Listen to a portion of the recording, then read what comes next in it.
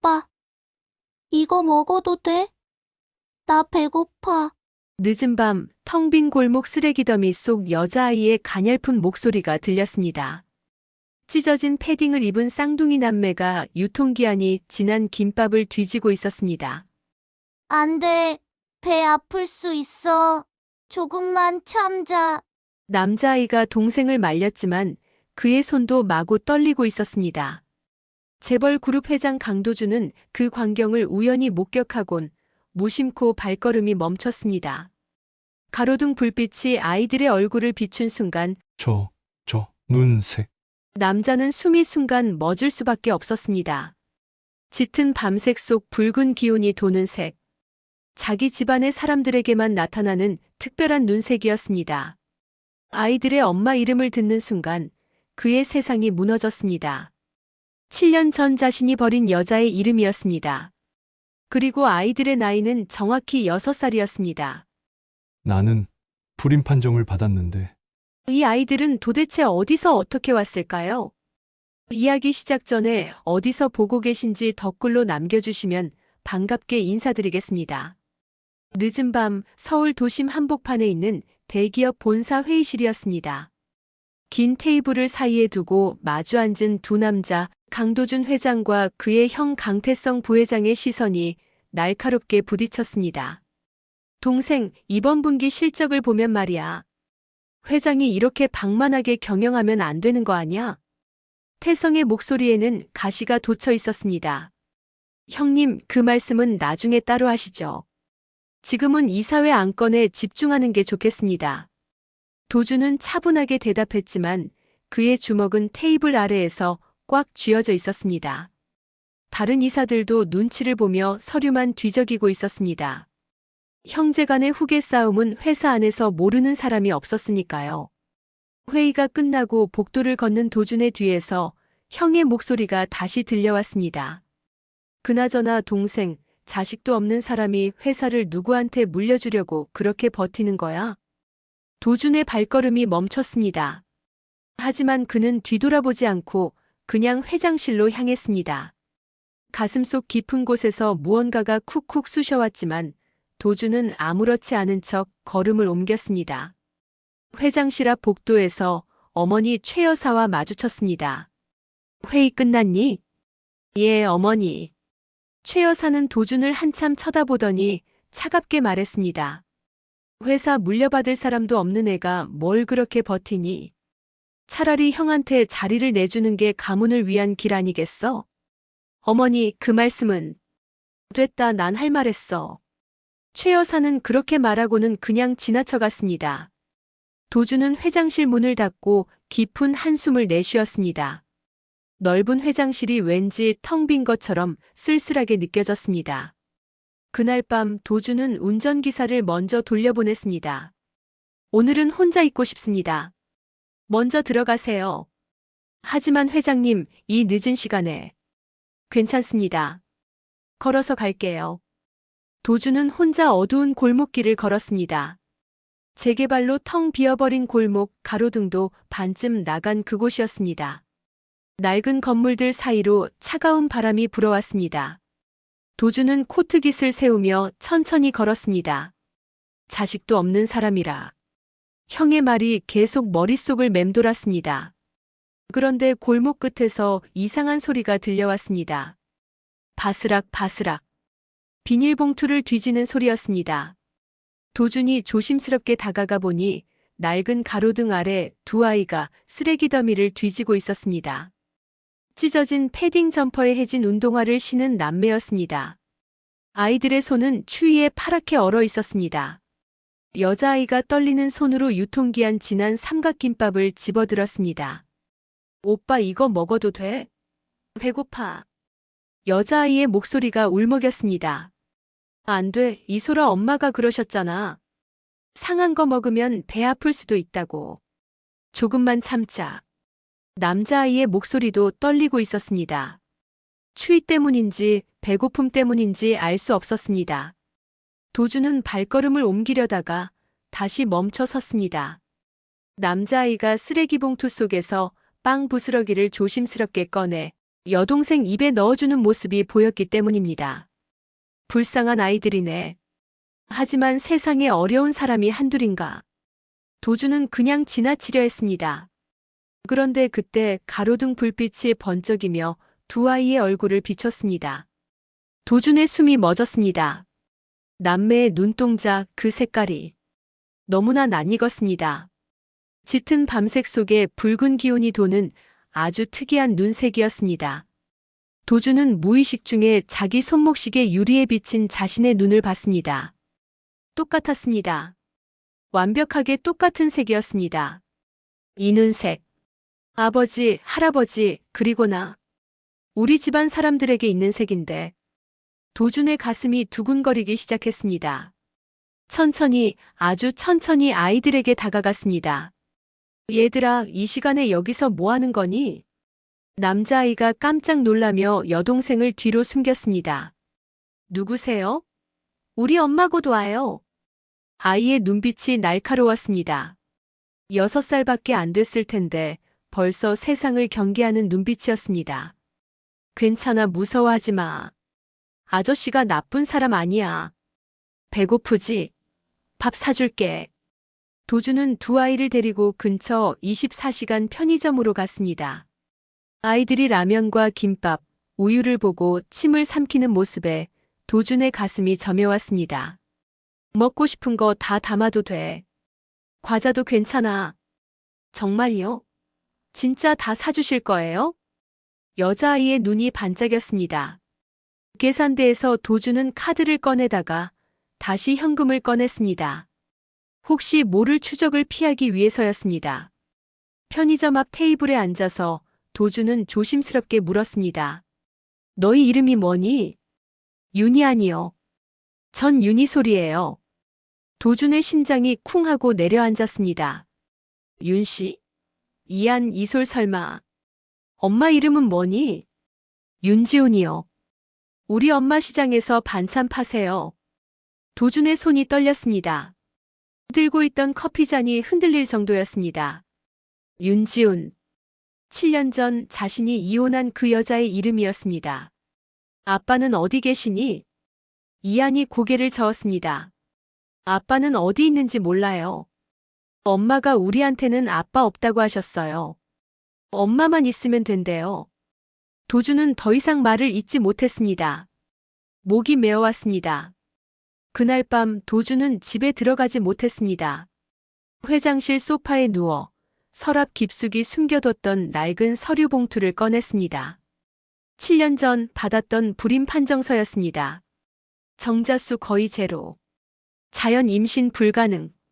하지만 도준의 머릿속에는 이 안에 그 특별한 눈색이 계속 떠올랐습니다.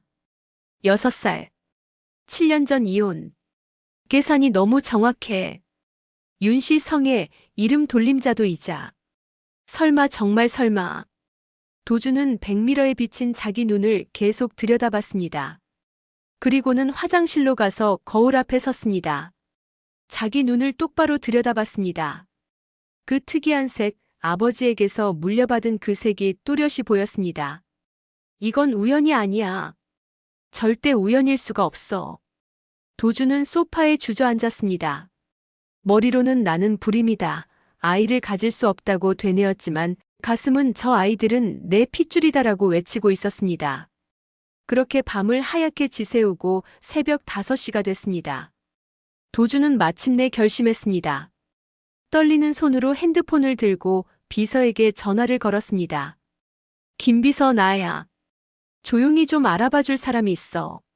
누구신지요, 회장님? 이 시간에 무슨 일이신지. 도준은 한참을 망설이다가 입을 열었습니다. 윤지훈.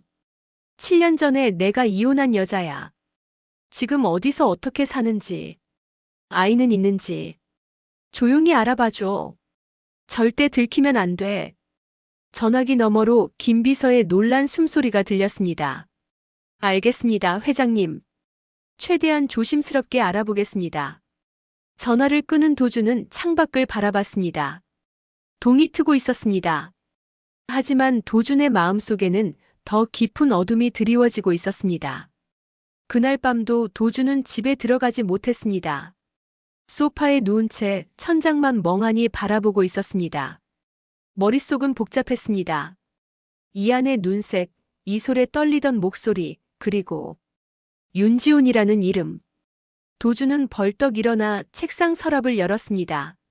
맨 아래 칸 가장 깊숙한 곳에 낡은 서류 봉투가 있었습니다. 7년 전 그 비극의 시작이었던 서류들이었습니다. 도주는 떨리는 손으로 불임 판정서를 꺼냈습니다. 정자수 거의 제로. 자연 임신 가능성 없음. 그런데 이상했습니다. 아무리 봐도 이상했습니다. 도주는 7년 전 그날을 떠올렸습니다. 병원 복도였습니다. 항암 치료를 마치고 받은 검사 결과를 들으러 가던 날이었죠. 담당 의사는 조심스럽게 말했습니다. 강도준 씨, 항암 치료의 영향으로 자연 임신은 많이 어려우실 겁니다.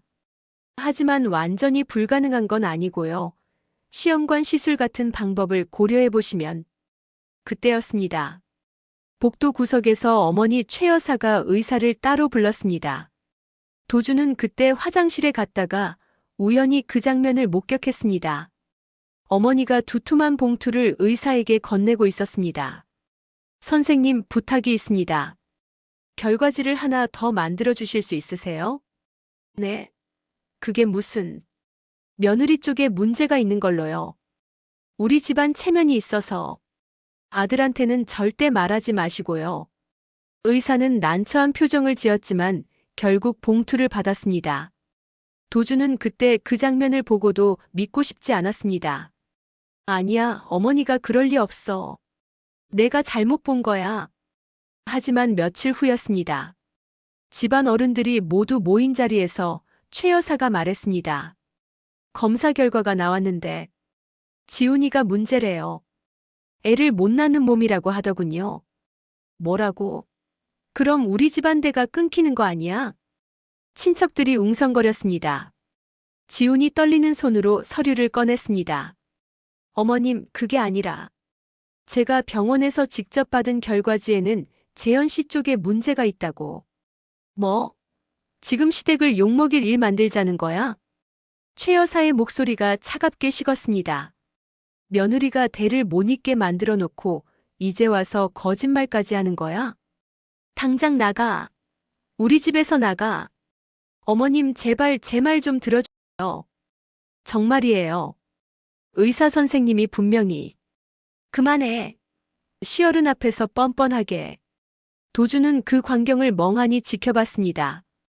지훈이 도준을 바라봤습니다. 눈에는 눈물이 가득했습니다.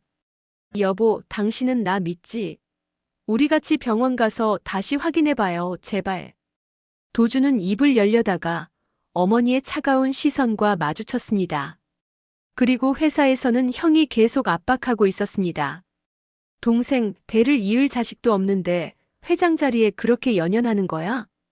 친척들도 수군거렸습니다. 며느리 역할도 제대로 못하는 애를 왜 집에 두고 있어? 도주는 점점 지쳐갔습니다. 그리고 한 달 후 도주는 이혼 서류를 꺼냈습니다. 지훈아, 우리 이제 정리하자. 너도 나도 이렇게 사는 건 힘들잖아. 여보, 제발 내 말 좀 들어봐요. 나 정말 그만해, 이미 다 확인했어. 내가 거짓말하는 거야. 도주는 차갑게 말하고 도장을 찍었습니다. 지훈의 울음소리가 아직도 귓가에 맴돌았습니다. 그리고 이혼 한 달 후였습니다. 지훈에게 병원에서 전화가 왔습니다. 윤지훈 씨, 축하드립니다. 시험관 배아 이식이 성공했어요. 임신하셨습니다. 지훈은 떨리는 손으로 전화기를 들었습니다. 네? 그게 무슨... 결혼하셨을 때 남편분과 함께 시술 준비하셨잖아요. 배아를 냉동 보관해 뒀다가 이식했는데 성공했습니다. 지훈은 그제야 기억했습니다. 결혼 초기 도준이 항암 치료를 받기 전이었습니다. 의사가 권했었죠. 혹시 모르니까 배아를 미리 만들어서 냉동 보관해 두시는 게 어떨까요? 그때 둘은 함께 시술을 받았었습니다. 하지만 시댁의 압박과 이혼 소동으로 지훈은 그 사실을 까맣게 잊고 있었습니다. 그런데 남편한테 연락 좀 해주실 수 있으세요? 이 사실을. 연락처를 알려주시면 저희가 연락드리겠습니다. 지우는 떨리는 손으로 도준의 번호를 눌렀습니다. 고객님이 사용하시는 전화는 없는 번호입니다. 번호가 바뀌어 있었습니다. 지우는 도준이 살던 아파트로 찾아갔습니다.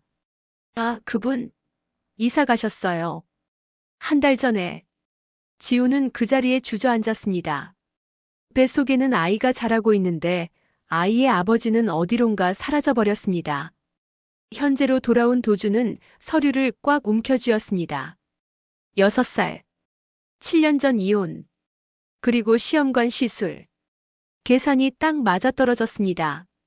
이한이와 이소리는 혹시 그때 냉동 보관했던 배아로 태어난 거야? 그럼 저 아이들은? 도준의 손이 떨렸습니다. 내 아이들이야. 진짜 내 아이들. 하지만 동시에 두려움이 밀려왔습니다. 아니야. 확실하지 않아. 지훈이가 다른 남자를 만났을 수도 있어. 내가 무슨 자격으로 확인하러 가. 7년 전에 지훈이를 버린 건 나야. 지훈이 말을 안 믿고 어머니 편만 들고. 도준은 머리를 감싸쥐었습니다. 죄책감과 궁금증이 동시에 몰려왔습니다. 새벽 5시 도준은 더 이상 참을 수 없었습니다. 전화기를 들고 김비서에게 전화를 걸었습니다. 김비서. 네, 회장님. 무슨 일이십니까? 7년 전에 내가 이혼한 여자 있잖아. 윤지훈. 아, 네, 기억합니다. 그 사람 지금 어디서 어떻게 사는지 알아봐줘. 아이가 있는지도 확인하고. 절대 조용히 들키지 않게.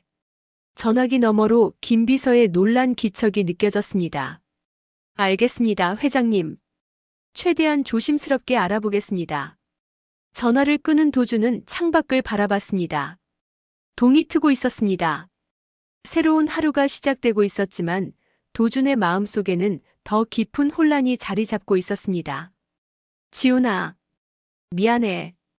그런데 꼭 확인해야겠어. 저 아이들이 정말 내 아이들인지. 다음 날 저녁이었습니다. 도준은 회장실에서 김비서가 가져온 서류를 받았습니다. 회장님 말씀하신 대로 조용히 알아봤습니다. 김비서의 표정이 무거웠습니다. 도준은 떨리는 손으로 서류 봉투를 열었습니다. 첫 장에는 지훈의 이력이 적혀 있었습니다. 새벽 4시 출근, 상가 건물 청소 아르바이트. 오전 9시부터 오후 3시까지 재래시장 반찬 가게 근무. 저녁 6시부터 10시까지 식당 설거지 아르바이트. 도준의 손이 떨렸습니다. 하루에 3군데를 일하고 있었습니다. 쉬는 시간이 거의 없었습니다. 다음 장에는 주소가 적혀 있었습니다. 월세 15만 원 단칸방. 화장실 공용. 그리고 마지막 장에는 사진이 있었습니다. 지훈이 쌍둥이 손을 잡고 걷는 모습이었습니다. 도준은 사진을 자세히 봤습니다. 아이들의 눈색이 선명하게 보였습니다. 도준은 자리에서 벌떡 일어나 화장실로 갔습니다. 거울 앞에 섰습니다. 사진을 거울에 대고 자기 눈과 비교했습니다. 똑같았습니다. 완벽하게 똑같은 색이었습니다. 이건 우연이 아니야. 절대로. 도준의 가슴이 두근거렸습니다. 직접 확인해야겠어. 내 눈으로 직접 봐야겠어. 도준은 운전기사를 부르지 않고 직접 운전대를 잡았습니다. 김비서가 알려준 주소 재래시장으로 향했습니다. 시장 골목은 저녁 장사가 한창이었습니다. 생선 굽는 냄새, 떡볶이 냄새, 사람들의 웃음소리가 가득했습니다. 도준은 차에서 내려 천천히 걸었습니다. 그리고 한반찬 가게 앞에서 멈춰 섰습니다. 유리창 너머로 지훈이 보였습니다. 앞치마를 두르고 손님에게 반찬을 담아주고 있었습니다. 7년 전보다 훨씬 야윈 얼굴이었습니다. 손등에는 상처 자국들이 보였습니다. 도준의 가슴이 먹먹해졌습니다. 내가 저 사람을 이렇게 만들었구나. 그때였습니다. 엄마. 아이들의 목소리가 들렸습니다. 이한과 이소리 가게 안으로 뛰어들어갔습니다. 엄마, 우리 왔어요. 그래, 잘 왔어. 잠깐만 기다려. 엄마 일 끝나면 같이 가자. 지훈의 목소리가 따뜻했습니다. 도주는 멀찍이 서서 그 모습을 지켜봤습니다. 30분쯤 지났을까요? 지훈이 앞치마를 벗고 아이들 손을 잡고 가게 밖으로 나왔습니다. 오늘 저녁엔 뭐 해줄까? 엄마, 계란말이 먹고 싶어요. 그래, 우리 이솔이 좋아하는 거 해주자. 세 사람이 걸어가고 도주는 조심스럽게 뒤를 따랐습니다. 골목 모퉁이를 돌 때였습니다. 지훈이 갑자기 뒤를 돌아봤습니다. 도준과 눈이 마주쳤습니다. 지훈의 표정이 순식간에 변했습니다. 놀람, 그리고 공포, 그리고 분노. 당신. 지훈은 재빨리 아이들을 자기 뒤로 숨겼습니다. 엄마, 왜 그래? 괜찮아. 엄마 뒤에 있어. 지훈의 목소리가 떨렸습니다. 도준이 천천히 다가갔습니다. 지훈아, 나. 여기까지 찾아오시는 건 너무하신 거 아니에요? 지훈의 목소리가 차가웠습니다. 나는 그냥 저 아이들이. 도준은 이안과 이소를 바라봤습니다. 그 아이들의 눈색을 보는 순간 확신이 들었습니다. 저 아이들 혹시 이 아이들은 제 아이예요. 지훈이 단호하게 말을 끊었습니다. 아버지랑 칸은 빈칸으로 두고 싶어서요. 처음부터 그랬어요. 하지만 저 아이들 눈색이, 그리고 이름도. 도준이 떨리는 목소리로 말했습니다. 왜 성이 윤 씨야? 이안, 이솔. 나랑 이름 돌림자도 같잖아. 이자. 강씨 성은 쓰기 싫어서요. 지훈의 목소리가 날카로웠습니다. 이 아이들은 처음부터 윤 씨예요. 강씨랑은 아무 상관없어요. 지훈아, 제발. 이안아, 이솔아, 가자. 지훈이 아이들 손을 꽉 잡았습니다. 엄마, 저 아저씨 누구야? 이안이 어머니를 올려다보며 물었습니다. 그냥 옛날에 잠깐 알았던 사람이야. 신경 쓰지 마. 지훈은 아이들을 데리고 황급히 골목 안으로 사라졌습니다. 도주는 그 자리에 멍하니 서 있었습니다. 지훈의 뒷모습이 아이들의 작은 손이 점점 멀어졌습니다. 도주는 주먹을 꽉 쥐었습니다. 지훈이가 나를 저렇게까지 싫어하는구나. 하지만 동시에 확신도 들었습니다. 아이들의 눈색. 저건 우연이 아니야. 그리고 이름 돌림자도 맞아. 저 아이들은. 도주는 차로 돌아왔습니다. 운전석에 앉아 한참을 멍하니 있었습니다. 그리고 다시 김비서에게 전화를 걸었습니다. 김비서, 나야. 네, 회장님. 7년 전 이혼할 당시에 혹시 병원에서 시험관 시술 관련 기록이 남아있는지 확인 좀 해봐줘. 배아 냉동 보관이나 이식 기록 같은 거. 알겠습니다, 회장님. 도주는 전화를 끊고 백미러를 봤습니다. 자기 눈이 거울에 비쳤습니다. 그리고 머릿속에는 이안의 눈이 계속 떠올랐습니다. 확인해야 해. 정확하게 확인해야 해. 도주는 차를 몰고 집으로 향했습니다. 하지만 머릿속은 계속 복잡했습니다. 만약 정말 내 아이들이라면 나는 7년 동안 뭘 한 거지? 지훈이와 아이들이 저렇게 힘들게 살고 있는데 나는 회장실에 앉아서 죄책감이 밀려왔습니다. 하지만 아직 확실하지 않아. 혹시 지훈이가 다른 남자를 만났을 수도. 도주는 고개를 저었습니다. 아니야. 지훈이는 그런 사람이 아니야. 그리고 그 눈색은 거짓말을 하지 않아. 그날 밤 도주는 잠을 이루지 못했습니다. 계속해서 이안과 이솔의 얼굴이 떠올랐습니다. 쓰레기 봉투를 뒤지던 작은 손, 배고파하던 떨리는 목소리, 그리고 어머니를 꽉 붙잡던 모습. 내가 정말 아버지라면 나는 지금까지 뭘 한 거야? 도준의 눈에서 눈물이 흘러내렸습니다. 새벽이 되어서야 도준은 결심했습니다. 확인하자. 정확하게 확인하자. 그리고 만약 정말 내 아이들이라면. 도준은 창밖을 바라봤습니다. 이번엔 절대 놓치지 않겠어. 같은 시각 그룹 본사 부회장실이었습니다. 강태성은 책상에 앉아 보고서를 받고 있었습니다. 그래서 동생이 요즘 어디를 그렇게 자주 가는 거야? 사설 탐정이 조심스럽게 대답했습니다. 재래시장 쪽입니다. 정확히는 성북구 쪽 재래시장이고요. 3번이나 그쪽을 방문했습니다. 재래시장? 도준이가 왜 거길? 태성의 눈이 가늘어졌습니다. 혹시 누구를 만나는 거야?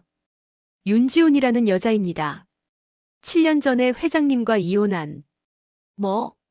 그 여자를? 태성이 벌떡 일어났습니다. 그 여자 지금 뭐 하는데? 시장에서 반찬 가게 일하고 청소 아르바이트도 하고 있습니다. 그리고 탐정이 사진 한 장을 꺼냈습니다. 쌍둥이 남매가 있습니다. 6살이고요. 태성의 손이 멈췄습니다. 사진 속에는 지훈과 2아이가 손을 잡고 걷고 있었습니다. 쌍둥이 6살. 태성은 재빨리 계산했습니다. 7년 전 이혼. 그럼 태성의 얼굴이 굳었습니다. 저 애들이 혹시 동생 자식들이라면? 태성은 급히 전화기를 들었습니다. 어머니, 저예요. 지금 급히 댁으로 가겠습니다. 중요한 얘기가 있어요. 1시간 후 태성은 어머니 최 여사 앞에 섰습니다. 거실 소파에 앉은 최 여사는 찻잔을 들고 있었습니다. 그래, 무슨 급한 일이길래? 어머니, 큰일 났습니다. 태성이 사진을 내밀었습니다. 이게 뭐니? 윤지훈입니다. 7년 전에 동생이랑 이혼한. 알아, 그 여자 얼굴쯤이야 기억하지. 그런데 왜? 저 여자가 쌍둥이를 숨기고 키우고 있답니다. 최 여사의 손이 멈췄습니다. 뭐라고? 6살 쌍둥이 남매입니다. 이안 이솔이라고. 최 여사의 얼굴이 하얗게 변했습니다. 이자 돌림. 우리 집안 돌림자 아니야. 동생이 요즘 그 여자를 자꾸 찾아간답니다. 태성의 목소리가 낮아졌습니다. 어머니, 만약 저 애들이 정말 동생 자식이라면 후계 구도가 완전히 바뀌겠구나. 최 여사가 찻잔을 내려놓았습니다. 지금까지 도준이가 자식 없다는 게 내 유일한 무기였는데. 그렇습니다. 저 애들이 동생 자식으로 확인되면 주주들도 이사회도 다들 동생 편으로 돌아설 겁니다. 태성의 목소리에 조급함이 묻어났습니다. 어머니, 뭔가 조치를 취해야 합니다. 최 여사는 한참 생각하더니 천천히 입을 열었습니다. 내가 평생 쌓아온 걸 그 여자와 그 애들한테 빼앗기게 둘 순 없지. 그럼 조용히 사람을 보내. 그 여자가 더 이상 우리 집안 근처에 얼씬도 못하게 만들어. 태성의 입가에 미소가 번졌습니다. 알겠습니다, 어머니. 며칠 후 지훈의 단칸방이었습니다. 저녁 늦게 일을 마치고 돌아온 지훈은 아이들에게 라면을 끓여주고 있었습니다. 엄마, 오늘 고기 먹을 수 있어? 이솔이 기대에 찬 눈으로 물었습니다. 미안해, 이솔아. 다음 주에 엄마 월급 나오면 그때 고기 사줄게. 알았어, 엄마. 라면도 맛있어. 이솔이 환하게 웃었습니다. 그때 초인종이 울렸습니다. 지훈이 문을 열자 집주인 아주머니가 서 있었습니다. 아주머니, 무슨 일이세요? 지훈 씨. 집주인의 얼굴이 불편해 보였습니다. 미안한데 이번 달 안으로 나가줘야겠어요. 네? 그게 무슨... 계약이 끝났잖아요. 더 이상 연장은 어려울 것 같아요. 아직 2달이나 남았는데요. 계약서에도... 미안해요. 나도 어쩔 수 없어요. 집주인의 손이 떨리고 있었습니다. 누가 협박하나요? 지훈이 조용히 물었습니다. 집주인은 대답하지 않고 그냥 돌아갔습니다. 지훈은 천천히 문을 닫았습니다. 엄마, 우리 이사 가는 거야? 이안이 걱정스러운 얼굴로 물었습니다. 괜찮아. 엄마가 알아볼게, 걱정 마. 지훈은 억지로 웃어 보였습니다. 다음 날이었습니다. 지훈이 반찬 가게에 출근하자 사장님이 불편한 표정으로 불렀습니다. 지훈 씨, 미안한데. 네, 사장님. 오늘부터 나오지 않아도 될 것 같아. 네? 제가 뭘 잘못했나요? 지훈의 목소리가 떨렸습니다. 아니, 그게 아니라 어제 이상한 사람들이 찾아왔어. 가게 망하게 만들겠다고. 사장님, 미안해. 나도 먹고 살아야 하잖아. 제발 이해해줘. 지우는 앞치마를 벗었습니다. 손이 떨렸지만 꾹 참았습니다. 알겠습니다. 그동안 감사했습니다. 지우는 가게를 나왔습니다. 골목길을 걷는데 눈물이 흘러내렸습니다. 집도 일자리도 한꺼번에 잃었어. 그날 밤이었습니다. 지우는 아이들을 재우고 짐을 싸기 시작했습니다. 이사 갈 곳을 알아봐야 했고 새 일자리도 찾아야 했습니다. 그때 골목에 검은 승용차 2대가 들어왔습니다. 엔진 소리를 듣고 지우는 창문으로 내다봤습니다. 차에서 정체 모를 남자 4명이 내렸습니다. 지훈의 가슴이 철렁 내려앉았습니다. 남자들이 문을 두드렸습니다. 쿵쿵쿵. 윤지훈 씨? 계시죠? 잠깐 얘기 좀 하려고 왔습니다. 지훈은 재빨리 아이들을 이불 속에 숨겼습니다. 이하나, 이소라. 절대 나오면 안 돼, 알았지? 엄마 무서워. 괜찮아. 엄마가 지켜줄게. 지훈은 떨리는 손으로 문을 열었습니다. 남자들이 안으로 밀고 들어왔습니다. 뭐 하시는 거예요? 간단해요. 아이들은 그룹 후계에 방해가 돼요. 조용히 정리하자는 것뿐이에요. 정리라니 무슨 소리예요? 지훈의 목소리가 떨렸습니다. 돈 드릴게요. 많이 드릴게요. 남자가 위협적으로 한 발짝 다가왔습니다. 아이들한테 손 떼면 죽여버릴 거야. 지훈이 소리쳤습니다. 그때였습니다. 골목 입구에서 헤드라이트가 번쩍이며 급브레이크 소리가 울렸습니다. 차 문이 열리고 도준이 뛰어내렸습니다. 내 가족한테 손대지 마. 도준이 남자들을 향해 달려들었습니다. 남자 한 명이 도준을 밀쳤지만 도준은 비틀거리면서도 다시 일어났습니다. 회장님, 여기서 이러시면. 닥쳐. 당장 꺼져. 도준의 목소리가 골목에 울렸습니다. 남자들은 서로 눈짓을 주고받더니 차를 타고 사라졌습니다. 도준은 숨을 헐떡이며 지훈을 바라봤습니다. 괜찮아요? 다친 데 없어요? 지훈은 대답 대신 주저앉았습니다. 온몸에 힘이 풀린 것 같았습니다. 아이들은 괜찮아요? 도준이 급히 방으로 들어가자 이불 속에서 떨고 있는 쌍둥이가 보였습니다. 괜찮아, 다 끝났어. 이제 안전해. 도준은 아이들을 안았습니다. 그리고 지훈을 돌아봤습니다. 더 이상 여기 있으면 위험해요. 저랑 같이 가요. 우리가 왜 당신을 따라가야 하는데요? 지훈의 목소리는 여전히 차가웠습니다.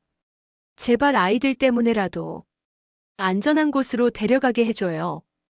도준의 눈에서 눈물이 흘러내렸습니다. 지훈은 떨고 있는 아이들을 봤습니다. 잠시 고민하다 천천히 고개를 끄덕였습니다. 좋아요, 하지만 아이들 때문이에요. 당신 때문이 아니라. 도준은 지훈과 아이들을 차에 태웠습니다. 지훈은 뒷좌석에서 쌍둥이를 꽉 안고 있었습니다. 어디로 가는 거예요? 안전한 곳이에요. 아무도 찾을 수 없는 곳. 차는 서울 외곽으로 향했습니다. 1시간쯤 달렸을까요? 한적한 주택가에 2층짜리 단독주택이 나타났습니다. 여기가 어디예요?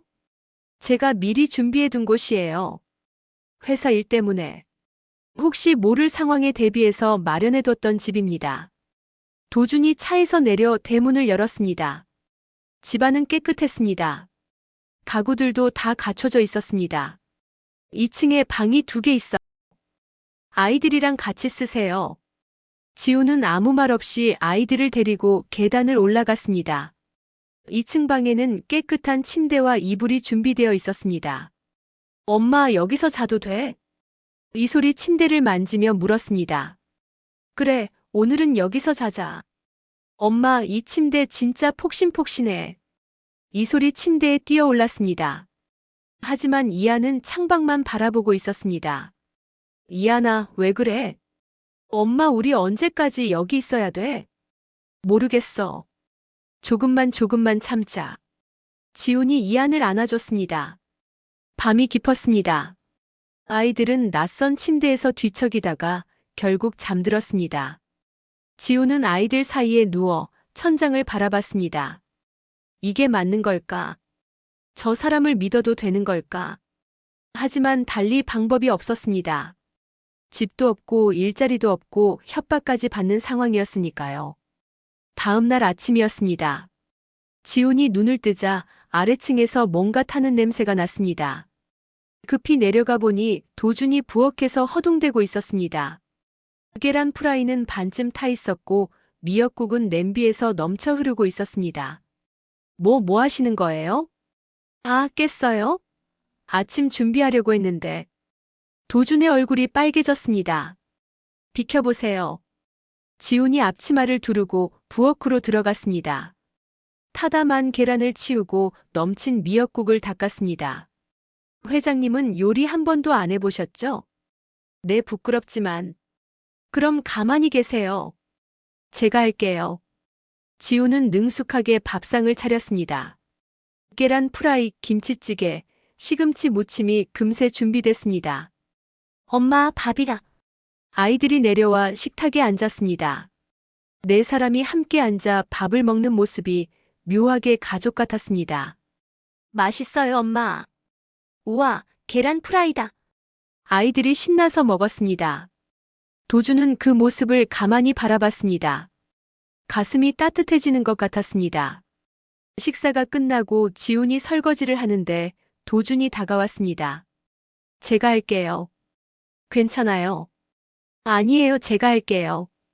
도준이 앞치마를 둘렀습니다. 서툴게 설거지를 하는 도준의 모습에 지훈은 작게 웃음이 나왔습니다. 저 사람이 이렇게 서툰 사람이었나? 며칠이 지났습니다. 아이들은 조금씩 새 집에 적응해 갔습니다. 도준은 매일 아침 아이들과 함께 밥을 먹고 저녁에는 함께 TV를 봤습니다. 어느 날 저녁이었습니다. 이솔이 컵을 떨어뜨렸습니다. 아빠. 이솔이 무의식 중에 소리쳤다가 화들짝 놀라 입을 막았습니다. 거실이 조용해졌습니다. 이솔의 눈에 눈물이 고였습니다. 죄송해요. 이솔이 울먹이며 자기 방으로 뛰어올라. 지훈과 도준은 서로를 바라봤습니다. 둘 다 말을 잇지 못했습니다. 제가 올라가 볼게요. 도준이 천천히 계단을 올라갔습니다. 이솔의 방문을 두드렸습니다. 이솔아, 들어가도 될까? 응. 도준이 방문을 열자 이솔이 이불을 뒤집어 쓰고 있었습니다. 이솔아. 도준이 침대 옆에 앉았습니다. 죄송해요. 나도 모르게 그냥. 괜찮아, 미안해할 거 없어. 도준이 이불을 살짝 들춰냈습니다. 이솔의 얼굴이 눈물로 범벅이 되어 있었습니다. 이솔아, 아저씨가 물어봐도 될까? 뭔데요?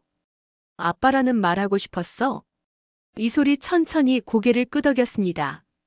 친구들은 다 아빠가 있어요. 근데 나랑 오빠만 없어요. 그래서 가끔. 이솔의 목소리가 떨렸습니다. 도준의 가슴이 미어졌습니다. 이솔아, 아저씨가 약속할게. 무슨 약속? 이솔이랑 이안이, 그리고 엄마를 절대 다시는 위험하게 만들지 않을게. 그리고 도준이 이솔의 머리를 쓰다듬었습니다. 언젠가는 진짜 아빠가 될 수 있도록 노력할게. 정말이요? 응, 정말이야. 이솔이 도준을 꽉 안았습니다. 도준도 조심스럽게 이솔을 안아줬습니다. 그날 밤 아이들을 재우고 나서였습니다. 지훈과 도준이 거실에서 마주 앉았습니다. 오늘 이솔이한테 뭐라고 하신 거예요? 약속했어요. 아이들이랑 지훈 씨를 지키겠다고. 지훈은 한참 침묵하다가 입을 열었습니다. 당신이 그때 나만 믿어줬으면 이 아이들이 아빠 없는 애들이 되진 않았을 거예요. 지훈의 목소리가 떨렸습니다. 7년 동안 혼자 애들 키우면서 얼마나 힘들었는지 알아요? 새벽부터 밤까지 일하고 그래도 돈이 없어서 애들한테 고기 한 점 못 사주고 눈물이 흘러내렸습니다. 도준은 천천히 무릎을 꿇었습니다. 미안해, 정말. 정말 미안해요. 미안하다고 다해요? 아니에요. 변명 안 할게요. 검사 결과를 제대로 확인하지 않은 것도, 어머니 말만 믿은 것도, 당신을 그냥 내보낸 것도 전부 다 내 탓이야. 도준의 목소리가 떨렸습니다. 하지만 지금부터라도 당신과 아이들을 지키게 해줘요, 제발. 지우는 고개를 돌렸습니다. 당신 말을 쉽게 믿을 순 없어요. 알아요, 당연해요. 하지만 지훈이 창밖을 바라봤습니다. 아이들 때문에 조금만 더 여기 있을게요. 그것만으로도 고마워. 도준은 고개를 숙였습니다. 그날 밤 이후로 집안의 분위기가 조금씩 바뀌어 갔습니다. 도준은 아침마다 아이들 숙제를 봐주고 이한이 무릎을 다치면 서툴게 밴드를 붙여줬습니다. 이솔이 밤에 악몽을 꾸면 방에 들어가 토닥여줬습니다. 지우는 그런 도준의 모습을 지켜봤습니다. 서툴지만 진심인 모습이 조금씩 마음을 흔들었습니다. 하지만 한편으로는 강태성과 최 여사가 가만히 있을 리 없다는 것도 알고 있었습니다. 그리고 그 불안은 곧 현실이 될 예정이었습니다. 일주일 후였습니다. 강태성은 언론사 기자들을 불러 모았습니다. 이번 건은 특종이 될 겁니다. 잘 써주시면 됩니다. 태성이 서류 봉투를 건넸습니다. 다음 날 포털 사이트 메인에 기사가 떴습니다. 강도준 회장, 혼외 쌍둥이 은닉 의혹. 대기업 회장의 이중생활, 숨겨진 여자와 아이들. 비자금으로 생활비 지원 정황 포착. 댓글창이 들끓었습니다. 재벌은 역시 다른 애 도덕성 제로. 저러니까 우리나라가 이 모양이지. 회장 자리에서 끌어내려야 한다. 도준은 회장실에서 기사를 보며 주먹을 쥐었습니다. 형님이 여기까지 하시는 거야. 김비서가 조심스럽게 말했습니다. 회장님, 부회장님이 주주총회 소집을 신청하셨습니다. 주주총회를? 네. 회장 회의만을 상정하시겠답니다. 도준은 한숨을 내쉬었습니다. 알았어. 준비하지 뭐. 그날 밤 안전가옥으로 돌아온 도준의 얼굴이 어두웠습니다. 지훈이 저녁을 차리다가 물었습니다. 무슨 일 있으세요? 아니에요. 괜찮아요. 하지만 지훈은 이미 뉴스를 봤습니다. 도준에 대한 악성 기사들을 다 읽었습니다. 우리 때문에 이렇게 된 거죠. 아니에요. 이건 형님과 어머니가 만든 일이에요. 하지만 지훈 씨. 도준이 지훈을 똑바로 바라봤습니다. 나는 당신과 아이들을 지킬 거예요. 회장 자리가 없어져도 상관없어요. 지훈은 더 이상 말하지 못했습니다. 일주일 후 주주총회가 열렸습니다. 대형 컨벤션홀에 수백 명의 주주들과 기자들이 모여들었습니다. 카메라 플래시가 끊임없이 터졌습니다. 강태성이 먼저 단상에 올랐습니다. 오늘 이 자리는 매우 중요한 안건을 다루기 위해 모였습니다. 태성의 목소리가 울려 퍼졌습니다. 강도준 회장의 사생활 문제, 혼외자 은닉 의혹, 그리고 비자금 조성까지. 이런 사람이 과연 그룹을 이끌 자격이 있습니까? 주주들이 웅성거렸습니다. 따라서 본인은 오늘 강도준 회장 회의만을 상정합니다. 태성의 목소리에 힘이 들어갔습니다. 바로 그때였습니다. 컨벤션홀 문이 열렸습니다. 도준이 들어왔습니다. 그런데 혼자가 아니었습니다. 옆에는 지훈이 그리고 이한과 이솔이 함께 있었습니다. 모두 정장과 단정한 옷차림이었습니다. 플래시 세례가 쏟아졌습니다. 태성의 얼굴이 굳었습니다. 도준은 천천히 단상으로 걸어갔습니다. 형님, 그리고 주주 여러분. 도준의 목소리가 차분했습니다. 오늘 이 자리에서 진실을 말씀드리겠습니다. 도준이 노트북을 열었습니다. 대형 스크린에 서류가 띄워졌습니다. 먼저 7년 전 진료 기록입니다. 화면에 병원 진단서가 나타났습니다. 제가 항암 치료 후 받은 진짜 진단서입니다. 자연 임신이 어렵다는 내용이죠. 다음 화면으로 넘어갔습니다. 그런데 이상한 부분이 있습니다. 당시 저희 어머니께서 의사에게 압력을 넣어 진단 내용을 바꾸라고 하셨습니다. 녹취 파일이 재생됐습니다. 최 여사의 목소리가 홀에 울려 퍼졌습니다. 며느리 쪽 문제로 결과지를 만들어 달라. 주주들이 술렁였습니다. 그 결과 제 전 아내 윤지훈 씨가 모든 책임을 뒤집어 썼습니다. 도준이 지훈을 바라봤습니다. 지훈은 고개를 숙이고 있었습니다. 하지만 진실은 이렇습니다.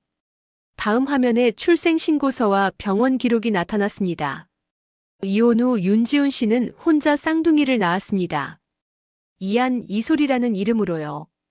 도준이 아이들을 보며 미소 지었습니다. 그런데 여러분, 이 아이들은 혼외자가 아닙니다. 주주들이 웅성거렸습니다. 이 아이들은 정식 혼인 중에 실시했던 시험관 시술로 태어났습니다. 제가 항암 치료받기 전 저희 부부는 배아를 냉동 보관했었습니다. 화면에 시술 기록이 나타났습니다. 이혼 한 달 후 병원에서 냉동 보관했던 배아를 이식했고 성공했습니다. 다만 도준의 목소리가 떨렸습니다. 다만 제가 그 사실을 가장 늦게 알았을 뿐입니다. 마지막으로 유전자 검사 결과가 화면에 띄워졌습니다. 친자 확률 99.99%. 이 아이들은 제 친자식입니다. 홀이 조용해졌습니다. 도준은 다시 노트북을 조작했습니다. 그리고 이것은 화면에 CCTV 영상이 재생됐습니다. 지훈의 집 앞 검은 승용차 협박하는 남자들의 모습이 선명했습니다.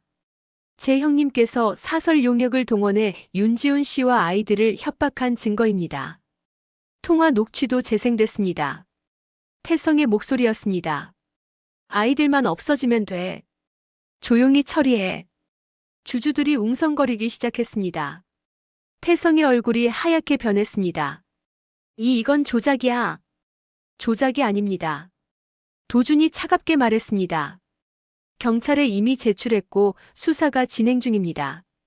카메라 플래시가 태성을 향해 터졌습니다. 회의장 뒤쪽에서 최 여사가 일어났습니다. 도준아, 어머니가 잘못했다. 며느리와 손주들이 돌아와서 반갑구나. 최 여사가 눈물을 흘리며 다가왔습니다. 하지만 도준은 한 발짝 물러섰습니다. 어머니. 도준의 목소리가 차가웠습니다. 어머니의 거짓말이 이 모든 비극의 시작이었습니다. 저는 더 이상 어머니를 어머니로 볼 수 없습니다. 최 여사의 눈물이 멈췄습니다. 도준은 주주들을 향해 고개를 숙였습니다. 죄송합니다. 제 가족 일로 회사에 누를 끼쳐서. 그리고 천천히 고개를 들었습니다. 하지만 저는 물러서지 않겠습니다. 제 아이들을 그리고 그동안 고생한 지훈 씨를 지키기 위해서라도. 주주들 사이에서 박수가 터져 나왔습니다. 1명, 2명, 점점 많은 사람들이 박수를 쳤습니다. 의장이 일어났습니다. 그럼 표결하겠습니다. 강도준 회장 해임안에 찬성하시는 분? 손을 든 사람은 거의 없었습니다. 반대하시는 분? 대부분의 손이 올라갔습니다. 강도준 회장 해임안은 부결됩니다. 의장이 선언했습니다. 대신 강태성 부회장의 직무정지 및 검찰 수사 의뢰를 상정하겠습니다. 태성이 자리에서 벌떡 일어났습니다. 이건 말도 안 돼. 하지만 표결 결과는 압도적이었습니다. 태성의 직무정지가 의결됐습니다. 회의가 끝나고 기자들이 도준에게 몰려들었습니다.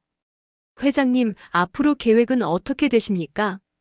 가족과 함께 보낼 시간을 늘릴 겁니다. 회장직은 계속 유지하시는 겁니까?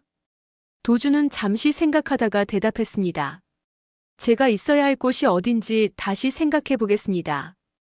기자회견이 끝나고 도준은 지훈과 아이들을 데리고 밖으로 나왔습니다. 차에 타자 이솔이 물었습니다. 아저씨, 이제 우리 안전한 거야? 도준이 백미러로 이솔을 봤습니다. 응, 이제 안전해. 이한이 조용히 말했습니다. 고마워요, 아저씨. 도준의 눈에 눈물이 고였습니다. 아니야, 고마운 건 나야. 지훈은 창밖을 바라보며 생각했습니다. 이제 정말 끝난 걸까? 하지만 끝이 아니었습니다. 태성은 아직 포기하지 않았습니다.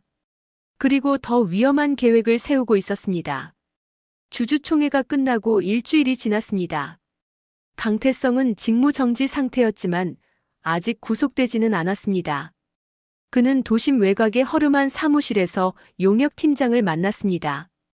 이번에는 확실하게 해야 해. 태성의 목소리가 낮고 음침했습니다. 법적으로 안 되면 다른 방법을 써야지. 무슨 말씀이십니까? 애들만 없어지면 돼. 그럼 형은 다시 무너질 거야. 태성이 두툼한 봉투를 밀었습니다. 사고처럼 보이게 해. 절대 흔적 남기면 안 돼. 용역 팀장이 봉투를 받으며 고개를 끄덕였습니다. 알겠습니다. 같은 시각 안전가옥이었습니다. 도준과 지훈 그리고 아이들은 거실에서 TV를 보고 있었습니다. 이소리 도준 옆에 바싹 붙어 앉아 있었습니다. 아저씨, 내일 우리 공원 가도 돼? 그래, 가자. 날씨도 좋다던데. 이한도 조심스럽게 물었습니다. 자전거도 탈 수 있어? 당연하지. 내일 자전거 빌려서 타자. 아이들의 얼굴이 환해졌습니다. 지우는 그 모습을 바라보며 작게 미소 지었습니다. 이렇게 사는 게 정말 오랜만이야. 주주총회 이후 집 안 분위기가 많이 부드러워졌습니다. 도주는 회사 일을 줄이고 가능한 한 집에 일찍 들어왔습니다. 저녁에는 아이들과 함께 놀아주고 지훈과 차를 마시며 대화를 나눴습니다. 하지만 지훈의 마음 한편에는 여전히 불안이 자리 잡고 있었습니다. 당신 형님이 가만히 있을까요? 밤에 지훈이 조용히 물었습니다. 걱정하지 마세요. 이미 경찰 수사가 진행 중이고 형님도 함부로 못할 거예요. 하지만 제가 지킬게요. 당신과 아이들을 절대 다시는 위험하게 만들지 않을게요. 도준의 눈빛이 진지했습니다. 지훈은 더 이상 말하지 않았지만 불안은 쉽게 가시지 않았습니다. 며칠 후였습니다. 지훈은 아이들을 데리고 근처 시장에 장을 보러 갔습니다. 도준은 회사에 급한 일이 있어서 오후에 나가야 했습니다. 조심해서 다녀와요. 핸드폰 꼭 켜두고. 네, 걱정 마세요. 지훈은 아이들 손을 잡고 차에 탔습니다. 시장은 사람들로 붐볐습니다. 엄마, 저기 떡볶이 먹고 싶어. 그래, 나중에 사줄게. 지훈은 장바구니에 과일과 채소를 담았습니다. 아이들은 신나서 이것저것 구경했습니다. 1시간쯤 장을 보고 지훈은 아이들을 데리고 주차장으로 향했습니다. 차에 시동을 걸고 집으로 돌아가는 길이었습니다. 엄마, 오늘 저녁에 뭐 해줄 거야? 이소리 좋아하는 카레 해줄까? 와, 좋아. 지훈은 미소 지으며 운전했습니다. 그런데 백미러를 보니 검은 승합차 한 대가 바짝 따라붙고 있었습니다. 저 차. 아까부터 계속 뒤에 있었던 것 같은데.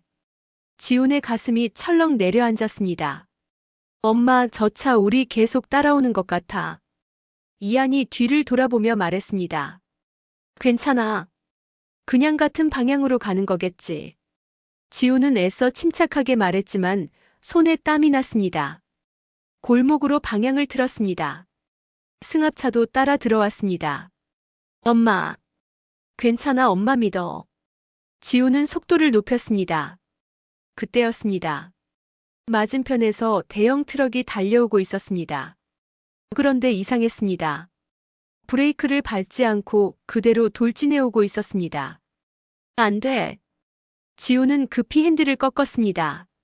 하지만 트럭은 정확히 지훈의 차를 향해 들이받았습니다. 쿠앙! 굉음이 울렸습니다. 유리가 깨지는 소리, 철판이 뒤틀리는 소리, 아이들의 비명. 지훈은 반사적으로 몸을 돌려 아이들을 끌어안았습니다. 이하나, 이소라. 충격 후 세상이 조용해졌습니다. 지훈은 머리에서 뜨거운 무언가가 흘러내리는 걸 느꼈습니다. 피었습니다. 엄마, 엄마. 아이들의 울음소리가 희미하게 들렸습니다. 괜찮아. 엄마 괜찮아. 지훈은 의식을 잃기 직전 아이들을 더 꽉 안았습니다. 그리고 세상이 어두워졌습니다. 30분 후 도준에게 전화가 왔습니다. 회장님, 큰일 났습니다. 김비서의 급박한 목소리였습니다. 무슨 일이야? 사모님과 자녀분들이 교통사고를 당하셨습니다. 지금 119가 현장에. 도주는 전화기를 떨어뜨릴 뻔했습니다. 뭐라고? 병원으로 이송 중입니다. 성모병원 응급실로. 도주는 회의실을 뛰쳐나갔습니다. 엘리베이터를 기다릴 시간도 없어 계단으로 내려갔습니다. 주차장에서 차 문을 열고 뛰어올라 시동을 걸었습니다. 병원까지 20분 거리를 10분 만에 도착했습니다.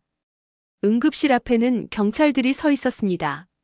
환자 보호자이신가요? 네. 제 아내와 아이들이. 이쪽으로 오세요. 도주는 경찰을 따라 응급실 안으로 들어갔습니다. 복도에는 피 묻은 것들이 여기저기 흩어져 있었습니다. 의사들이 분주하게 움직이고 있었습니다. 저기 제 가족은 보호자분이세요? 한 의사가 다가왔습니다. 네. 어떻게 됐습니까? 아이들은 천만다행으로 골절과 타박상 정도입니다. 생명에는 지장 없습니다. 그럼 아내는? 의사의 표정이 어두워졌습니다. 부인은 머리를 심하게 다치셨습니다. 지금 응급수술 들어가야 합니다. 도준의 다리에 힘이 풀렸습니다. 살 수 있습니까? 최선을 다하겠습니다. 하지만 의사가 말을 흐렸습니다. 머리 외상이 심해서 혹시 깨어나셔도 기억에 문제가 있을 수 있습니다. 기억이요? 네. 최근 몇 년의 기억이 흐릿하거나 아예 사라질 수도 있습니다. 도주는 그 자리에 주저앉았습니다. 복도 벤치에 앉아 머리를 감싸 쥐었습니다. 이게 꿈이겠지. 악몽이겠지. 하지만 현실이었습니다. 아이들이 실려있는 병실로 갔습니다. 이안과 이솔이 침대에 누워 있었습니다. 팔과 다리에 깁스를 하고 얼굴에는 멍이 들어 있었습니다. 아저씨. 이안이 울먹이며 말했습니다. 엄마는 어디 있어? 도주는 아이들 곁으로 다가가 손을 잡았습니다. 엄마는 지금 치료받고 계셔. 곧 나아지실 거야. 정말이야? 엄마 죽는 거 아니지? 이솔이 눈물을 흘리며 물었습니다. 아니야. 절대 그런 일 없어. 엄마는 꼭 돌아오실 거야. 도준의 목소리도 떨렸습니다. 밤이 깊어갔습니다.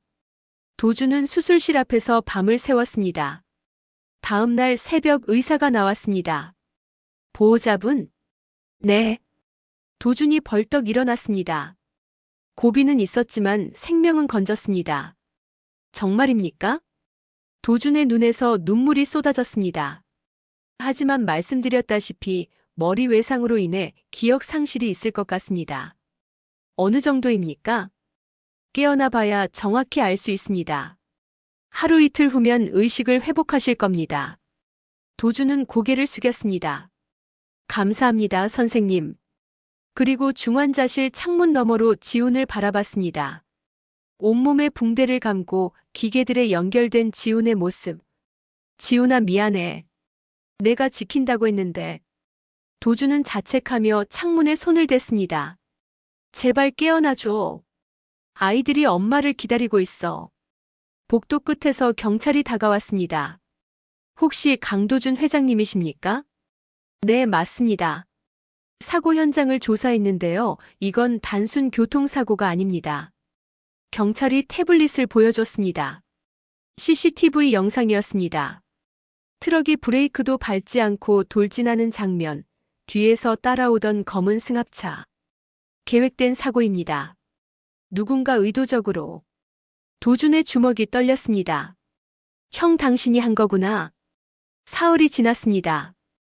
도준은 병원과 아이들 병실을 오가며 밤낮 없이 지켰습니다. 이안과 이솔은 회복이 빠른 편이었습니다. 의사는 일주일 정도 입원하면 퇴원할 수 있다고 했습니다. 아저씨, 엄마는 언제 깨어나? 이솔이 매일 같은 질문을 했습니다. 고지야, 엄마가 곧 눈 뜨실 거야. 도준은 매번 같은 대답을 했지만 가슴은 불안으로 가득했습니다. 그날 오후였습니다. 중환자실에서 연락이 왔습니다. 보호자분, 환자분이 깨어나셨습니다. 도준은 달려갔습니다. 중환자실 문을 열고 들어가자 지훈이 침대에 앉아 있었습니다. 눈을 뜨고 주변을 어리둥절하게 둘러보고 있었습니다. 지훈 씨. 도준이 다가갔습니다. 지훈이 도준을 봤습니다.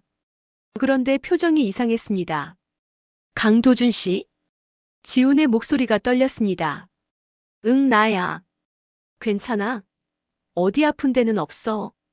나 왜 여기 있어요? 도준의 손이 멈췄습니다. 뭐라고? 여기가 어디예요? 왜 제가 병원에 있는 거죠? 지훈이 혼란스러운 눈으로 물었습니다. 의사가 도준을 복도로 불렀습니다. 역시 기억 상실이 온 것 같습니다. 어느 정도입니까? 정확히는 검사를 더 해봐야 하지만 최근 몇 년의 기억이 상당 부분 비어 있는 것 같습니다. 의사가 차트를 보며 설명했습니다. 환자분 머릿속에 남아있는 마지막 선명한 기억이 대학 시절인 것 같습니다. 그럼 결혼도 이혼도 아이들도 네, 기억하지 못할 가능성이 큽니다. 도준은 벽에 기댔습니다. 7년간의 원망도 시댁의 압박도 이혼의 상처도 다 사라진 거야? 복잡한 감정이 밀려왔습니다. 죄책감과 동시에 이상한 희망 같은 것도 느껴졌습니다. 혹시 이게 다시 시작할 기회일까? 도준은 다시 병실로 들어갔습니다. 지훈은 창밖을 바라보고 있었습니다. 지훈 씨, 도준 씨, 제가 왜 여기 있는 건지 설명해 주실 수 있어요? 지훈의 목소리가 조심스러웠습니다. 교통사고를 당했어요. 머리를 다쳐서. 교통사고요? 저 혼자 있었어요? 도준은 잠시 망설이다가 말했습니다. 아니요. 아이들과 함께 있었어요. 아이들이요? 지훈의 눈이 커졌습니다. 무슨 아이들이요? 바로 그때 병실 문이 열렸습니다. 간호사가 휠체어에 이안과 이소를 태워 들어왔습니다. 엄마! 이솔이 소리쳤습니다. 지훈은 아이들을 봤습니다. 그리고 이상한 일이 일어났습니다. 머리로는 기억이 나지 않는데 입에서 저절로 이름이 튀어나왔습니다. 이안아, 이소라. 눈물이 주르륵 흘러내렸습니다. 엄마, 우리 기억해? 이안이 울먹이며 물었습니다. 나 너희를 아는 것 같은데 어떻게 아는 건지 모르겠어. 지훈도 울고 있었습니다. 도준은 그 광경을 지켜보며 깨달았습니다. 기억은 사라져도 마음은 기억하는구나. 엄마의 본능은 남아있어. 며칠 후 지훈은 일반 병실로 옮겼습니다. 아이들과 같은 층 병실이었습니다. 도준은 매일 병원에 와서 지훈에게 조금씩 설명했습니다. 우리 결혼했었어요? 네. 그럼 왜 저는 기억이 안 나는 거죠? 사고 때문에 기억 일부가 날아갔어요. 의사 선생님이 그러시더라고요.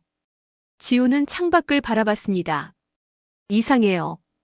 머리로는 전혀 모르겠는데 당신 옆에 있으면 마음이 편해요. 도준의 가슴이 두근거렸습니다. 예전에도 그랬던 것 같아요. 지훈이 작게 미소 지었습니다. 같은 시각 검찰청이었습니다. 강태성이 조사를 받고 있었습니다. 교통사고 교사, 협박, 그리고 용역 고용까지. 증거가 다 나왔습니다. 검사가 서류를 내밀었습니다. 변명하시겠습니까? 태성은 고개를 숙였습니다.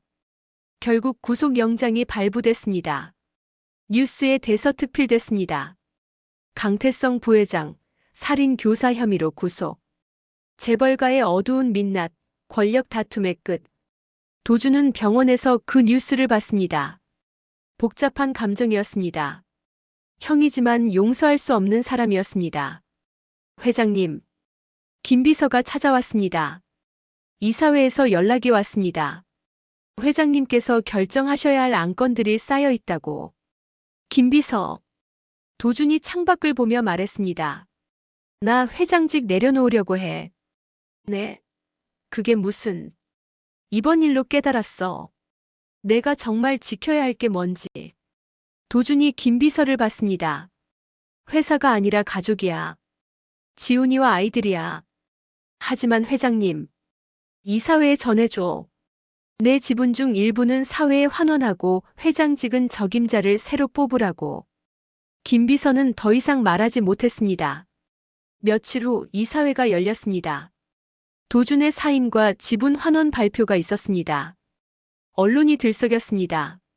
강도준 재벌 회장 내려놓고 가족 선택. 권력보다 사랑을 택한 남자.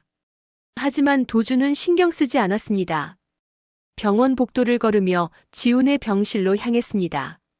문을 열자 지훈이 아이들과 함께 웃고 있었습니다. 아저씨. 이소리 반갑게 인사했습니다.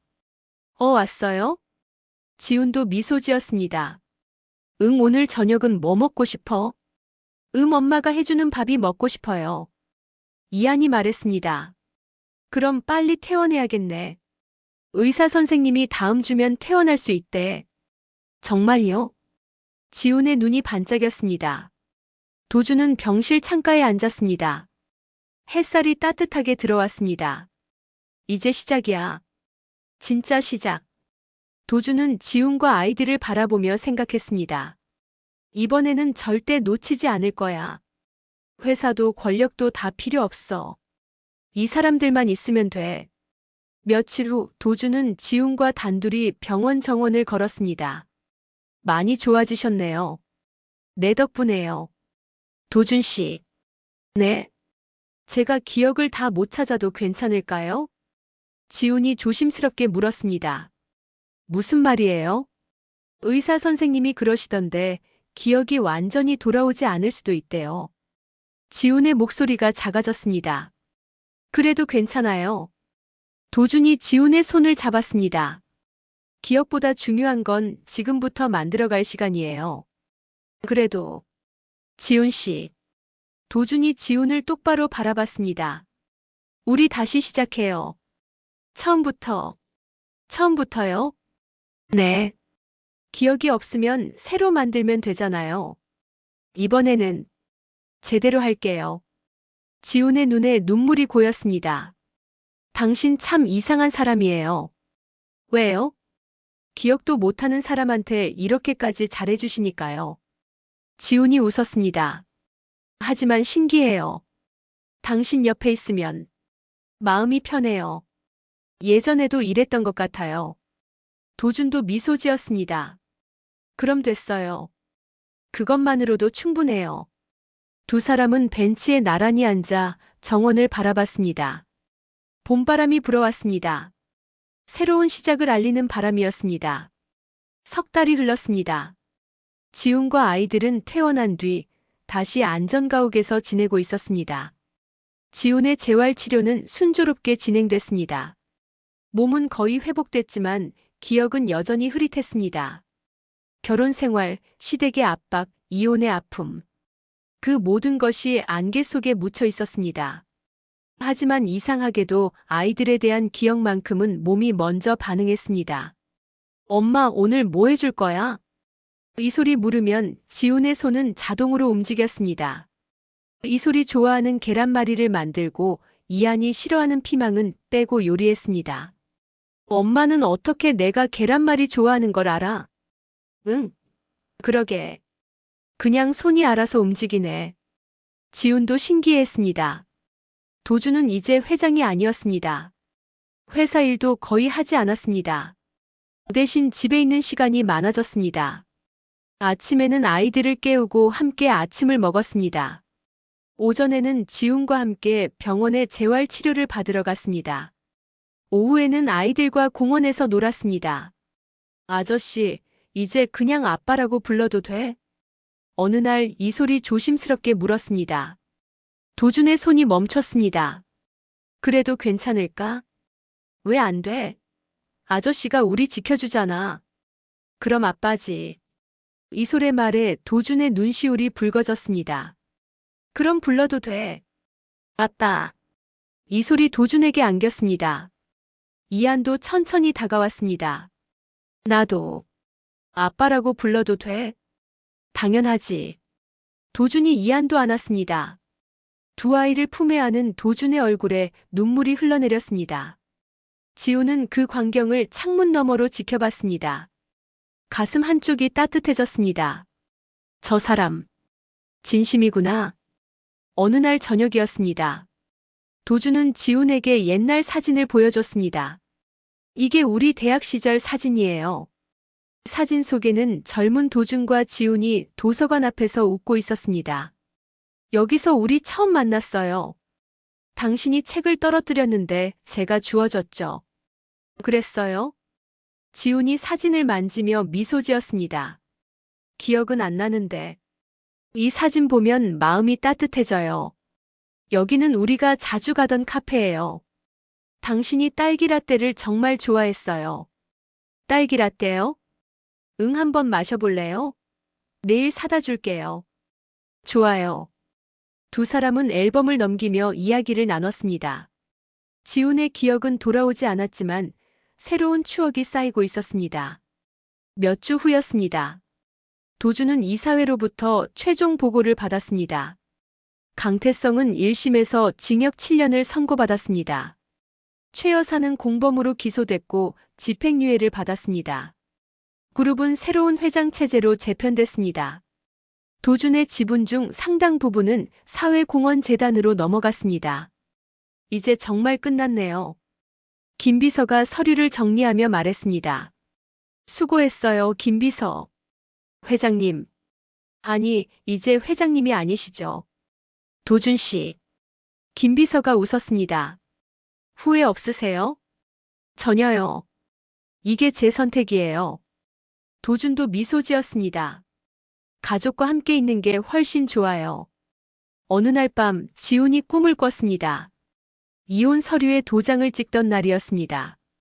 도준의 차가운 얼굴, 최 여사의 모욕적인 말들, 그리고 자신이 울면서 매달리던 모습. 여보, 제발. 내 말 좀 들어봐요. 꿈속에서 지훈이 울고 있었습니다. 지훈 씨. 도준의 목소리에 지훈이 깨어났습니다. 땀에 젖은 얼굴로 숨을 헐떡이고 있었습니다. 괜찮아요? 악몽 꾸셨어요? 도준이 물 한 잔을 건넸습니다. 꿈을 꿨어요. 지훈의 손이 떨렸습니다. 우리가 이혼하는 꿈이었어요. 제가 울면서 매달렸는데 당신은 차갑게. 지훈의 눈에서 눈물이 흘러내렸습니다. 그때 나는 당신을 정말 많이 사랑했었나 봐요. 도준의 가슴이 찢어지는 것 같았습니다. 미안해요. 정말 미안해요. 도준이 지훈을 안았습니다. 그때 내가 잘못했어. 당신 말을 안 믿고 어머니 편만 들고. 괴로웠을 거예요, 당신도. 지훈이 도준의 등을 토닥였습니다. 하지만 이제는 괜찮아요. 두 사람은 한참을 그렇게 안고 있었습니다. 다음 날 도준은 지훈에게 조심스럽게 물었습니다. 지훈 씨. 네. 우리 다시 시작할 수 있을까요? 도준의 목소리가 떨렸습니다. 기억이 다 돌아오지 않아도 지금부터 새로 만들어가면 안 될까요? 지훈은 한참 도준을 바라봤습니다.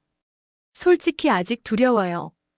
언젠가 기억이 다 돌아오면 그때의 아픔도 다시 느낄 것 같아서요. 지훈의 목소리가 작아졌습니다. 하지만 지훈이 도준의 손을 잡았습니다. 당신이 아이들한테 해주는 거 봤어요. 진심으로 아이들을 사랑하는 거 알아요. 지훈 씨. 그리고 저도 당신 옆에 있으면 마음이 편해요. 이유는 모르겠지만 지훈이 미소 지었습니다. 그러니까 천천히 해봐요. 기억이 없어도 우리 다시 가족이 되는 거 해볼 만할 것 같아요. 도준의 눈에서 눈물이 흘러내렸습니다. 고맙습니다, 정말. 정말 고마워요. 대신 약속해주세요. 뭐든지요. 이번에는 끝까지 함께 가는 거예요. 어떤 일이 있어도. 약속할게요. 절대 놓지 않을게요. 두 사람은 손을 꽉 잡았습니다. 창밖으로 따뜻한 햇살이 들어왔습니다. 거실에서는 아이들이 장난치며 웃고 있었습니다. 아빠, 엄마. 우리 오늘 공원 가요. 응, 가자. 네 사람은 손을 잡고 집을 나섰습니다. 도준과 지훈, 이한과 이솔. 이제 진짜 가족이 되어가고 있었습니다. 과거의 상처는 아물고 새로운 추억이 쌓여가고 있었습니다. 기억이 완벽하지 않아도 괜찮았습니다. 지금 이 순간 함께 있다는 것만으로도 충분했습니다. 공원으로 가는 길 이솔이 말했습니다. 아빠, 우리 진짜 가족 맞지? 그럼 우리는 진짜 가족이야. 영원히? 응, 영원히. 도준이 이솔의 손을 꽉 잡았습니다. 지훈도 이안의 손을 잡고 웃었습니다. 네 사람의 그림자가 따뜻한 봄 햇살 아래 길게 늘어졌습니다. 새로운 시작이었습니다. 두 번째 기회였습니다. 그리고 이번에는 절대 놓치지 않을 것입니다. 1년 후 서울 외곽의 작은 동네였습니다. 조용한 주택가 한쪽에 아담한 카페가 하나 있었습니다. 간판에는 이렇게 적혀 있었습니다. 카페 이안이솔. 유리창 너머로 네 사람이 분주하게 움직이는 모습이 보였습니다. 아빠 아메리카노 2잔이요. 이안이 주문서를 들고 왔습니다. 알았어, 금방 만들어줄게. 도준은 에스프레소 머신 앞에서 능숙하게 커피를 내렸습니다. 1년 전만 해도 커피 한 잔 제대로 못 만들던 사람이었습니다. 이제는 동네에서 소문난 바리스타가 됐습니다. 엄마, 샌드위치 나왔어요. 이솔이 주방에서 접시를 들고 나왔습니다.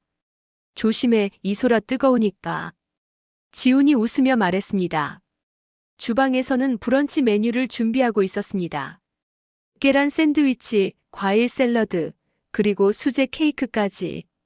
모두 지훈이 직접 만든 것들이었습니다. 사장님, 여기 정말 맛있네요. 손님 한 분이 엄지를 치켜 세웠습니다. 감사합니다. 자주 오세요.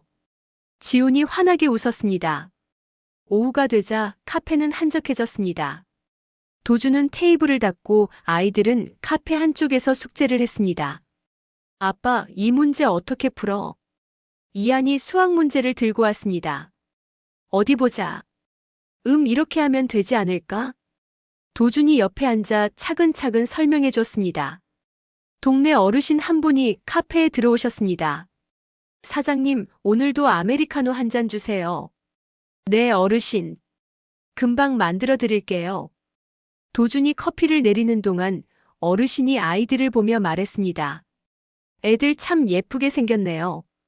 특히 아이들의 눈색이 신기해요. 감사합니다. 저희 집 사람들한테만 나오는 색이에요. 도준이 웃으며 대답했습니다. 그나저나 사장님, 옛날에 대기업 회장이셨다면서요? 소문 들었어요. 네, 옛날 얘기죠. 지금은 그냥 카페 사장이에요. 후회 안 하세요? 그렇게 큰 회사 놔두고. 어르신이 고개를 갸웃하며 물었습니다. 전혀요. 도준이 아이들을 바라보며 말했습니다. 지금이 훨씬 좋아요. 가족들이랑 매일 함께 있을 수 있으니까요. 저녁 무렵 카페 문을 닫았습니다. 자, 오늘 수고했어요. 도준이 아이들 머리를 쓰다듬었습니다. 아빠, 오늘 저녁은 뭐 먹어? 엄마한테 물어봐야지. 엄마. 아이들이 주방으로 달려갔습니다. 오늘은 이솔이 좋아하는 카레 어때? 와. 좋아. 가족 넷은 카페 위층 집으로 올라갔습니다. 저녁 준비를 하고 함께 식탁에 앉았습니다. 잘 먹겠습니다. 네 사람의 목소리가 한 목소리로 울렸습니다. 밥을 먹으면서 오늘 있었던 일들을 이야기했습니다. 이안은 학교에서 그림으로 상을 받았다고 했습니다. 이솔은 친구와 싸웠다가 다시 화해했다고 했습니다. 그래, 잘했어. 친구랑은 금방 화해하는 게 최고야. 지훈이 이솔의 머리를 쓰다듬었습니다. 식사 후 학교에서 가족 참여 수업 안내문을 받아왔습니다. 아빠, 엄마, 우리 학교에서 부모님이랑 같이 하는 수업이 있대요. 그래? 언제? 다음 주 금요일이요. 좋아, 같이 가자. 다음 주 금요일 학교 강당이었습니다. 학부모들이 모여 앉아 있었습니다. 선생님이 말했습니다. 오늘은 우리 아이들이 가족에 대해 발표하는 시간입니다. 이안이 먼저 나왔습니다. 저는 윤이안입니다. 이안이 또박또박 말했습니다. 우리 아빠는 옛날에 회장이었다고 해요. 근데 지금은 카페 사장이에요. 학부모들이 웅성거렸습니다. 저는 지금 아빠가 더 좋아요. 이한이 웃으며 말했습니다. 왜냐면 예전에는 아빠가 없었는데 지금은 매일 집에 있으니까요. 그리고 아침도 같이 먹고 저녁에는 숙제도 봐주시고 주말에는 같이 놀아주세요. 이한의 말에 교실 안에 박수 소리가 울렸습니다. 도준의 눈가가 붉어졌습니다. 이어서 이 소리 나왔습니다. 저는 윤희 소리예요. 이 소리 씩씩하게 말했습니다. 우리 엄마는 가끔 기억을 못하는 날이 있어요. 학부모들이 조용해졌습니다. 근데 신기한 게 우리 이름은 절대 안 잊어버려요. 이 소리 지훈을 보며 활짝 웃었습니다. 그래서 저는 우리 엄마가 세상에서 제일 똑똑한 사람 같아요. 중요한 것만 기억하는 엄마니까요. 교실이 따뜻한 박수로 가득 찼습니다. 지훈은 눈물을 닦으며 웃었습니다. 수업이 끝나고 내 식구는 손을 잡고 학교를 나섰습니다. 엄마, 내 발표 어땠어? 정말 잘했어, 이소라. 아빠도.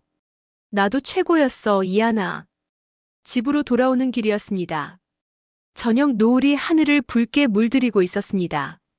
엄마. 이 소리 갑자기 말했습니다. 응. 나 가끔 겁나. 뭐가? 엄마 기억이 또 날아가 버릴까봐. 지우는 걸음을 멈추고 이소를 안았습니다. 괜찮아. 설령 기억이 날아가도 엄마 마음은 절대 안 잊어버려. 너희를 사랑하는 마음은 기억이 아니라 여기 있으니까.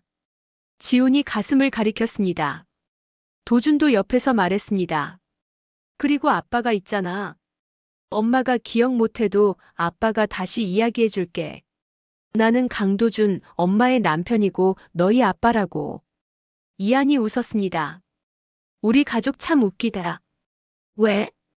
다른 집은 안 그러는데 우리는 맨날 사랑한다고 말하잖아. 그게 좋은 거지. 자주 말해야 잊어버리지 않아. 네 사람은 다시 손을 잡고 걸었습니다. 집에 도착해서 아이들을 재웠습니다. 거실 소파에 도준과 지훈이 나란히 앉았습니다. 옛날 앨범을 꺼내 함께 넘겼습니다. 이거 봐요. 우리 대학 때 사진. 우리 정말 어렸네요. 지훈이 웃었습니다. 이때 기억 조금 났어요. 당신 옆이 되게 따뜻했어요. 도준이 지훈의 손을 잡았습니다. 앞으로 만들 기억이 더 많을 거예요. 예전 기억 못 나도 괜찮아요? 당연하죠. 지금 이 순간이 더 소중해요. 두 사람은 조용히 포옹했습니다. 창밖으로 별이 빛나고 있었습니다. 카페 이한 이솔의 불이 하나둘 꺼져갔습니다. 하지만 2층 집에는 따뜻한 불빛이 켜져 있었습니다. 그곳에는 네 사람의 가족이 있었습니다. 과거의 상처를 딛고 새로운 행복을 만들어가는 가족. 기억이 완벽하지 않아도 사랑은 충분했습니다. 벽에 걸린 가족 사진 속에서 도준과 이한의 똑같은 눈색이 빛나고 있었습니다. 그 특별한 눈색은 이제 더 이상 재벌가의 상징이 아니었습니다. 그저 가족의 유대를, 서로를 향한 사랑을 보여주는 증표였습니다. 핏줄은 거짓말을 하지 않습니다. 하지만 진짜 가족을 만드는 건 피가 아니라 마음입니다. 매일 아침 눈을 뜨고 서로를 다시 선택하는 그 마음. 그것이 바로 진짜 가족입니다. 카페 이한 이솔의 내일도 모레도 그 다음 날도 따뜻한 커피 향과 함께 네 사람의 웃음소리가 계속될 것입니다. 그렇게 평범하지만 소중한 날들이 하나씩 쌓여갈 것입니다.